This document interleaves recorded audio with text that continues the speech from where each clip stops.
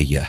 فتوقف النبي الأكرم مع أبي بكر وعامر بن فهيرة رضي الله عنهم ودليلهم ليبتاعوا ما يقتاتون عليه، لكن قوم خزاعة كانوا يعانون في تلك السنة من القحط والجفاف، فلم يجدوا عندها شيئا. لمح رسول الله صلى الله عليه وسلم شاة قرب الخيمة فقال: ما هذه الشاة يا أم معبد؟ قالت: شاة خلفها الجهد عن الغنم. قال: هل بها من لبن؟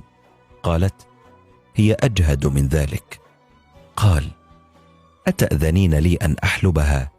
قالت: بأبي أنت وأمي، إن رأيت بها حلبا فاحلبها.